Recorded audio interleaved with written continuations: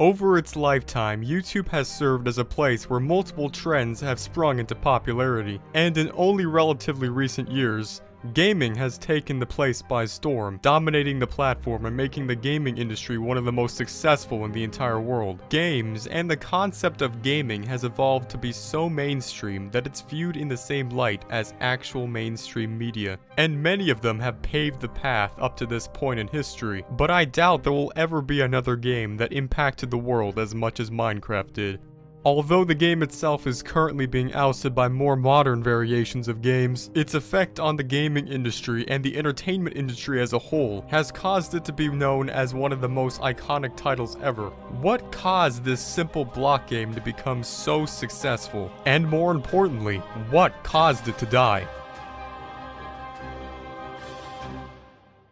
Now before we get into it, I must clarify something. The channel that you're watching now is by no means a gaming channel, but what we do like doing here is going into the specific reasons why things are the way they are, even if that includes ruining your childhood a little bit. So without any further ado, let's get straight into it.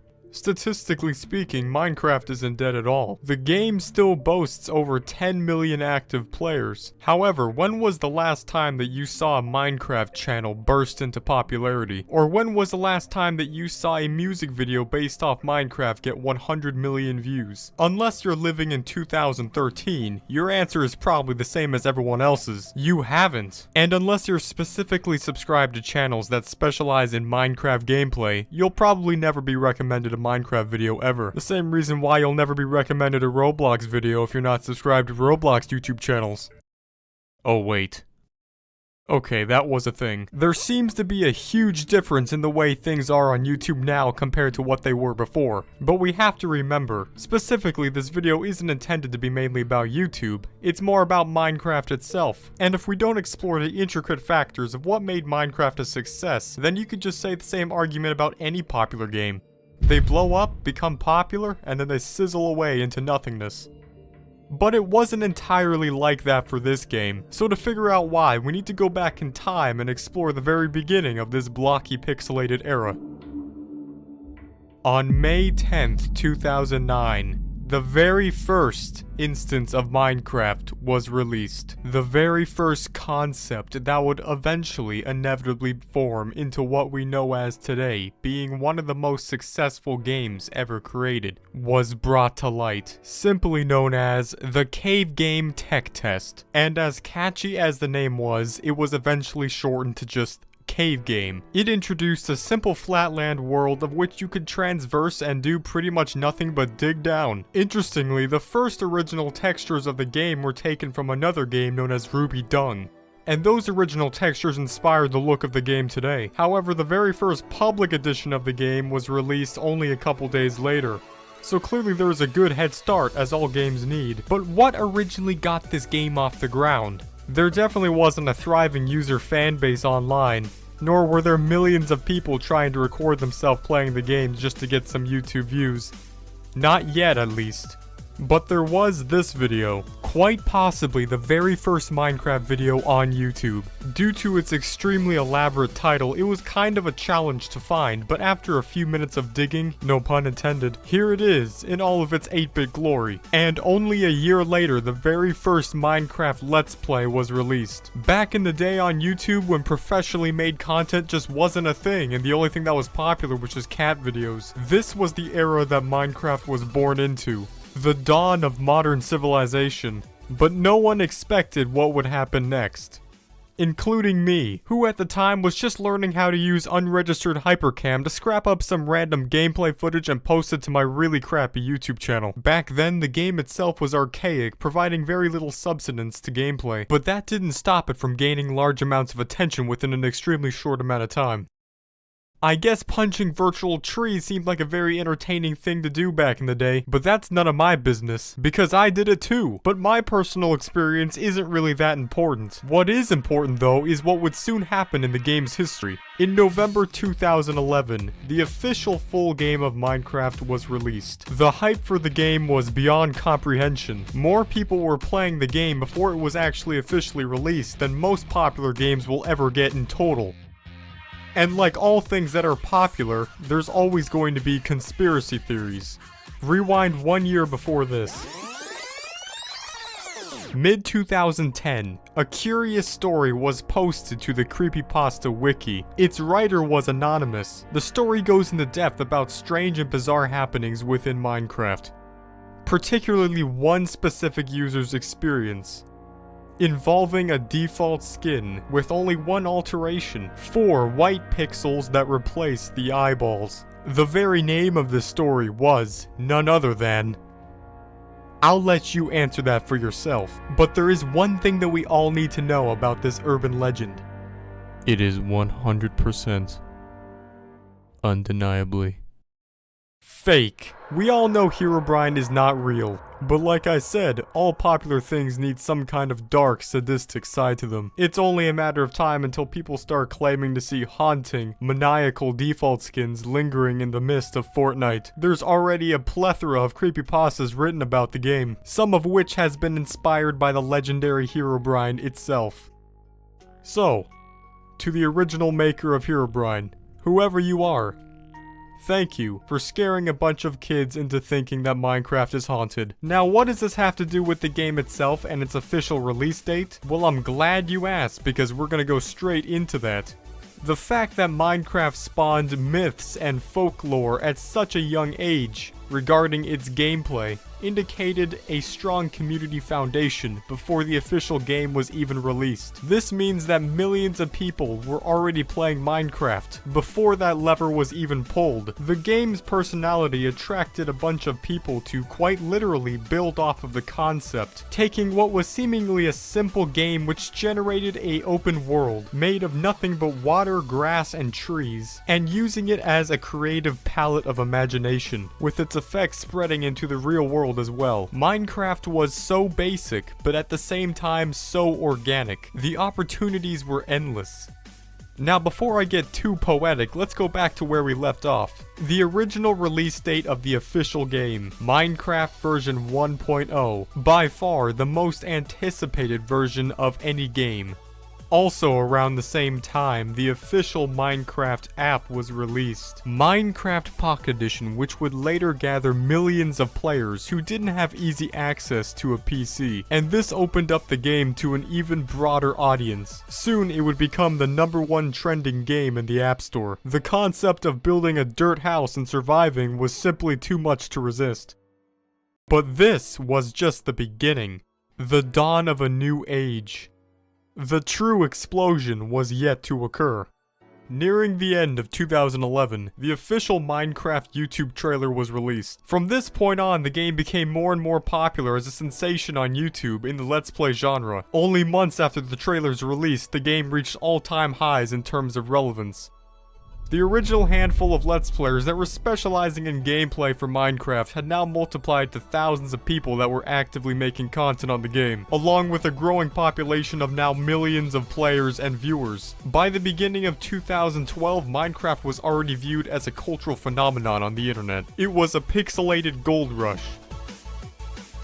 Many YouTube users started to see a considerable amount of success roll in just by playing the game. At this point in time, gaming channels were reaching whole new levels in terms of subscriber bases. However, this was the only time in history that we were able to see entire personalities spring up from nothing to millions of subscribers using nothing but a single game. So-called Minecraft YouTubers were becoming commonplace in the YouTube space. As a matter of fact, I'm willing to bet money that if you were 12 years old back then and you had access to a YouTube channel, there is pretty much a 0% chance that you weren't making Minecraft videos. Along with me. The game was already growing at a staggering 17,000 purchases per day, but it wasn't even done expanding yet. In May 2012, the official Xbox console version of the game was released, yet again opening up the game to another wide-range audience. And by the end of the year, Minecraft version 1.4 had officially been released, along with a total of 10 million copies of the game being sold. But what about this game was so attractive to all of these people? Was there any specific aspect of the game that opened up the floodgates to its immense popularity? Or was there a more simple answer to its success?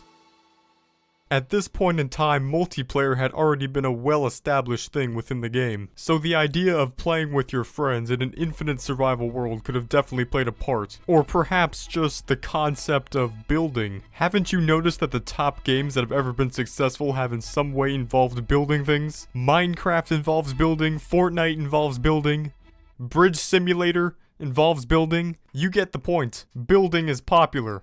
But what's also popular is destroying things.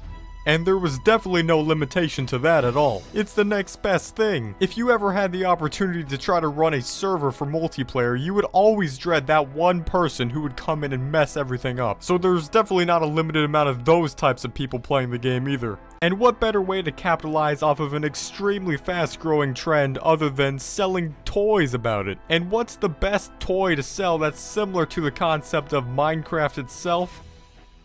That's right. Legos. So the game had its fair share of business in the Lego category as well. At this point in time, the game seemed relatively unstoppable. It was at the peak of its popularity and everyone was enjoying it. More and more people by the day were growing to be overnight successes simply by recording themselves play the game. Countless amounts of updates added more and more materials and different items within the game. Largely, these additions were based off of the community's opinions and what people wanted to be added in the game. And a thriving community of modders which would add things into the game for people who just weren't satisfied with what the original game had to offer. Minecraft was at the peak of its empire. Its daunting and major looming presence put other games that were attempting to recreate it to shame. And there were definitely a lot.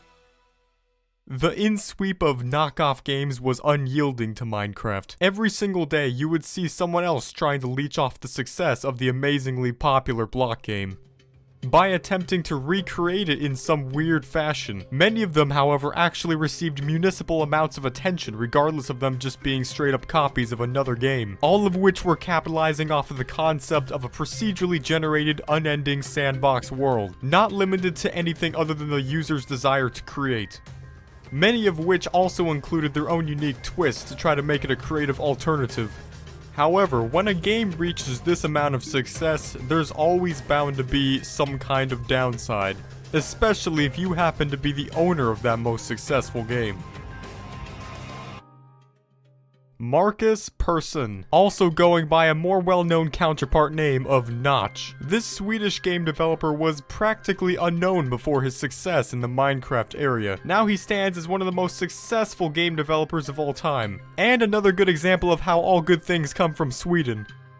However, as previously mentioned, this came with its negative side. From the early days of Minecraft, from having to debunk the existence of an in-game ghost named Herobrine, to dealing with online trolls, and general hate that exists on the internet itself, there's no doubt that Notch was definitely not immune to this, and if anything, was probably one of the most susceptible people online to get it.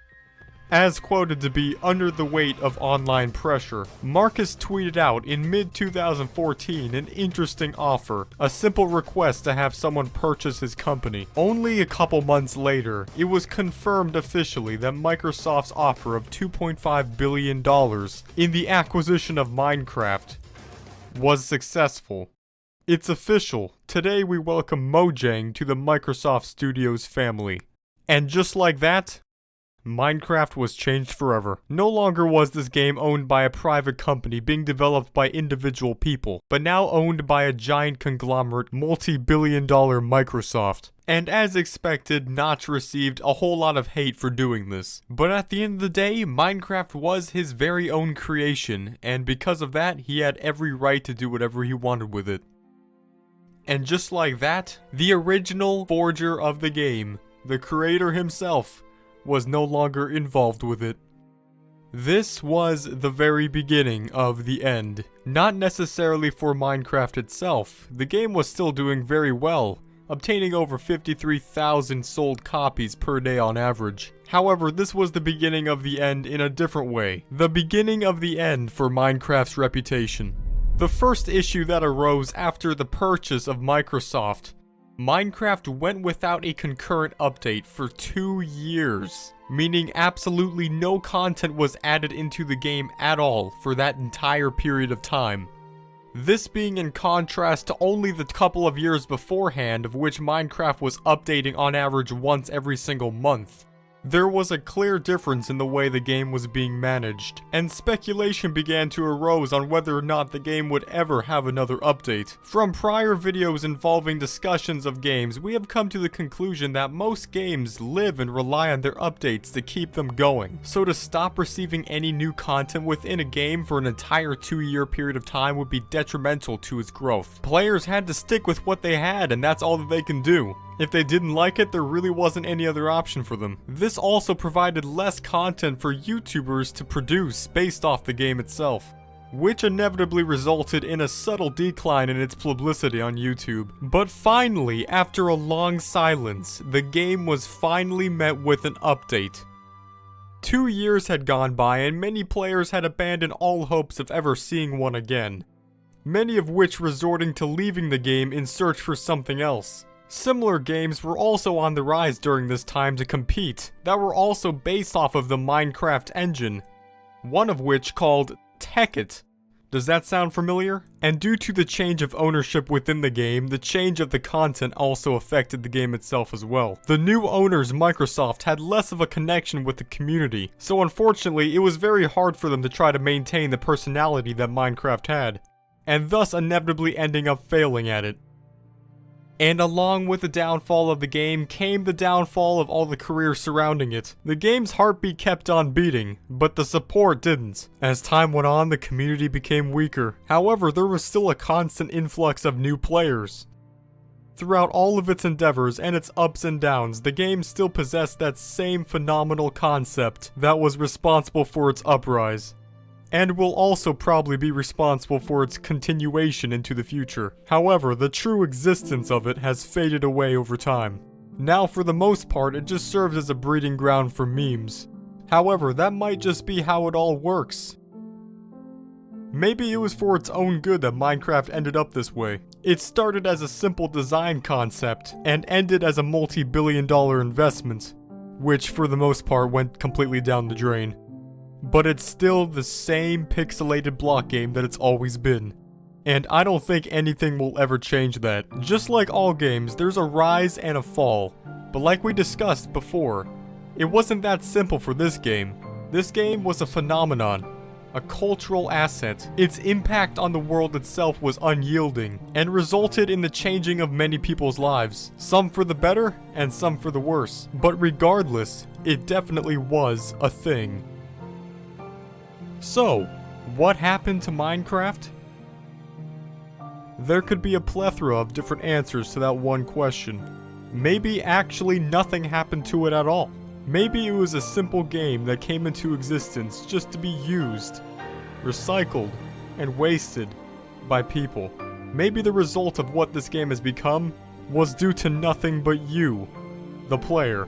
After all, this game is considered to be some kind of a dream, an enigma in the realm of fantasy, the digital spectrum, and there is no true end to it until you decide that there is.